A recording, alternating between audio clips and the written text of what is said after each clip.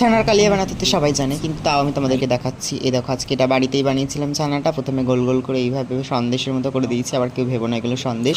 তারপর এখানে দইয়ের ভেতরে একটুখানি হলুদ আর লঙ্কার গুঁড়ো দিয়ে নিয়েছি, আর কড়াইতে এখন এখানে তেল দিয়ে নিচ্ছি। নিয়েই দেখো ছানার ডাল্লাগুলো, ঠালার ডাল্লা বলে ফেললাম, ছানাগুলোকে এইভাবে গোল গোল করে যেগুলো বানিয়েছিলাম ওগুলোকে এইভাবে তেলে ভেজে নিলাম। সর্ষের তেল দিয়ে আমি ভেজেছি। তারপর এখানে জিরে দিয়েছি, কাঁচা লঙ্কা দিয়েই এই দেখো অবস্থা।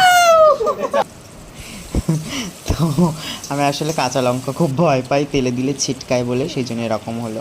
তারপর এখানে টমেটো দিয়েছিলাম, তারপরে আদা বাটা, আর এখানে যে দইটা বানিয়ে রেখেছিলাম ওটা দিয়ে ভালো করে সব কটা মশলাকে একসাথে পেস্ট করে, ও হ্যাঁ হলুদটা দিয়েছিলাম, দেখাতে ভুলে গেছি। তারপর এখানে চিনি আর একটু দেখো এখানে আলু এভাবে করে রেখেছিলাম, এটা দিলে একটু তরকারিটা না মাখো মাখো হয়। তারপরে দেখো এখানে ছানা, ভেজে রাখা ছানাগুলো এইভাবে দিয়ে দিয়েছি ঝোলের ভিতরে। আর এখন একটুখানি গরম মশলা আর ঘি দিয়ে নামিয়ে নিয়েছিলাম। বিশ্বাস করো গাইস,